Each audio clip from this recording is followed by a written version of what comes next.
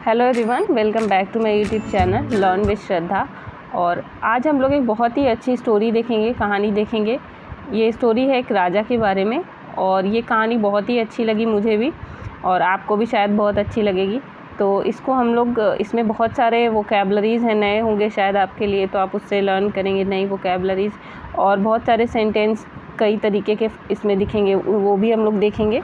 तो चलिए शुरू करते हैं अपनी स्टोरी को पढ़ना। तो there was a king with only one leg and one eye. एक राजा था, किंग मीन्स राजा, वॉज मतलब सिंपल पास्ट टेंस की बात हो रही कि एक राजा था विथ ओनली वन लेग, मतलब उसके केवल एक पैर था। ओनली वन लेग मतलब केवल एक पैर था, एंड वन आई और एक आँख थी। बट मीन्स लेकिन, was generous and competent as a ruler. लेकिन वो एक शासक के रूप में, रूलर क्या होता है, शासक के रूप में उदार और सक्षम था। कॉम्पिटेंट मीन्स सक्षम और जेनरस मीन्स होता है उदार। लेकिन वो एक शासक के रूप में उदार और सक्षम था। आगे देखते हैं। One day while walking in his palace, एक दिन, वन डे मीन्स एक दिन, वन मीन्स एक, डे मीन्स दिन। वन डे वाइल वॉकिंग, एक दिन अपने महल में टहलते समय, वॉकिंग इन हिज पैलेस, टहलना वॉकिंग होता है, इन हिज पैलेस मतलब अपने महल में टहलते हुए, वाइल मीन्स टहलते हुए। आगे का सेंटेंस देखते हैं। The king notice the portraits of his ancestors along the hallway. One day while walking in his palace क्या हुआ, एक दिन महल में टहलते समय, टहलते हुए। वाइल क्या हो जाएगा, जब कोई काम कुछ करते हुए कुछ हो जाए तो वहाँ पे वाइल का यूज़ होता है। द किंग नोटिस्ड, राजा की नज़र, मतलब नोटिस करना मतलब किसी चीज़ पे ध्यान देना। तो राजा ने क्या किया, ध्यान दिया या राजा की नज़र पड़ी। द पोर्ट्रेट्स क्या होते हैं, जो चित्र थे, यानी कि वहाँ पे पेंटिंग्स जो थी, पोर्ट्रेट्स ऑफ हिज एंसेस्टर्स किसको कहते हैं, जो उनके पूर्वज थे, पूर्वज के चित्र थे या उनकी पेंटिंग्स थी। along द हॉलवे, दलान जो होता है हॉलवे के पास। तो जब आप इस सेंटेंस को पूरा बोलेंगे तो आप बोलेंगे, एक दिन अपने महल में टहलते हुए राजा की नज़र दलान के किनारे अपने पूर्वजों के चित्रों पर पड़ी। तो अगला सेंटेंस देखते हैं। He also wanted his portrait painted by an artist but was unsure how it would turn out due to his physical abnormalities. तो ही ऑल्सो वॉन्टेड मतलब वो भी चाहता था, हिज पोर्ट्रेट अपना चित्र या अपनी painting, painted bye an artist मतलब जो कलाकार द्वारा बनाई जाए। तो इसको हम जब पूरा बोलेंगे तो बोलेंगे वह भी चाहता था कि उसका चित्र एक कलाकार द्वारा चित्रित किया जाए। बट यहाँ पर आया लेकिन, वॉज अनश्योर, वॉज किसके लिए आया यहाँ, उस राजा के लिए आया है कि वो था, क्या था, अनश्योर, अनिश्चित था, how it would turn out due to his physical abnormalities. Abnormalities क्या होती है, असमान्यता है, फिजिकल मीन्स शारीरिक। तो वो जो था वो अनिश्चित था कि उसकी शारीरिक असमानताओं के कारण यह कैसे बनेगा, ठीक है। ड्यू टू मतलब किसी वजह से, जैसे due to his physical abnormal, due मतलब आया यहाँ वजह के लिए, तो कि उसकी शारीरिक असमानताओं के कारण वो कैसे बनेगा। The king invited all the painters across the kingdom, जो राजा थे, किंग थे, उन्होंने इन्वाइट करना मीन्स बुलाना। तो और किंगडम क्या होता है, पूरे राज्य में, अक्रॉस द किंगडम मतलब पूरे राज्य से। पेंटर्स तो आप जानते हैं, ये जो कलाकार होते हैं, चित्रकार होते हैं, उनको पेंटर्स कहते हैं। तो क्या बोलेंगे इसको, राजा ने पूरे राज्य के सभी चित्रकारों को आमंत्रित किया। और एंड का क्या है, एंड क्या है, कंजंक्शन है, दो सेंटेंस को जोड़ने के लिए एंड का यूज़ करते हैं। अभी पहले बट का भी यूज़ हुआ था, तो उससे दो सेंटेंस को हम लोग जोड़ रहे थे। एंड आस्क्ड, और पूछा कि who would paint a beautiful picture of him, और पूछा कि हु मीन्स कौन, who could paint a beautiful means सुंदर, पिक्चर मतलब चित्र, ऑफ हिम किसके लिए है, हिम किसके लिए है, राजा के लिए है। तो उन्होंने पूछा, राजा ने पूछा कि कौन उसका सुंदर चित्र बना सकता है। आगे देखते हैं। द पेंटर्स वर कन्फ्यूज क्या होता है कि असमंजस में रहना, ठीक है। तो पेंटर जो थे, जो चित्रकार लोग थे, वो वर क्यों आया है, क्योंकि यहाँ पर प्लूरल है, कई सारे पेंटर्स हैं इसलिए वर आया है, और पास्ट टेंस है, सिंपल पास्ट है तो वर आया है। तो सभी जो चित्रकार थे वो कंफ्यूज थे, असमंजस की स्थिति में थे। अबाउट हाउ टू, किस बारे में असमंजस में थे, तो how to make a beautiful picture of the king with only one leg and one eye. कैसे राजा का सुंदर चित्र बनाया जा सकता है एक पैर और एक आँख से। तो आगे देखते हैं। All the painters politely refuse to make a painting of the king.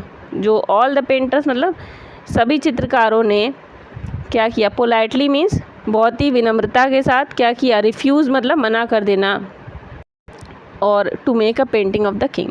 सभी चित्रकारों ने बहुत ही विनम्रता के साथ राजा का पेंटिंग चित्र बनाने से मना कर दिया। Then one young painter came forward and ensure to make a beautiful portrait of the king. तब क्या होता है, तभी एक युवा चित्रकार आगे आया और उसने राजा का चित्र, इंश्योर मीन्स सुनिश्चित करना, और उसने राजा का सुंदर चित्र बनाना सुनिश्चित किया।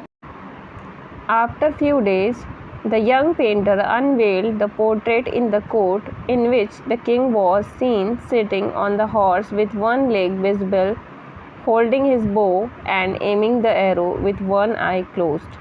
आफ्टर फ्यू डेज मतलब कुछ दिनों के बाद, द यंग पेंटर जो युवा चित्रकार था उसकी बात हो रही है। द यंग पेंटर अनवेल्ड होता है अनावरण करना, ठीक है। अनावरण करना मतलब कोई भी चीज़ जो आवरण में थी उसका आवरण हटाना, अनावरण करना यानी कि जो चित्र बना था अब उसका अनावरण हो रहा था, मतलब उसको खोला जा रहा था।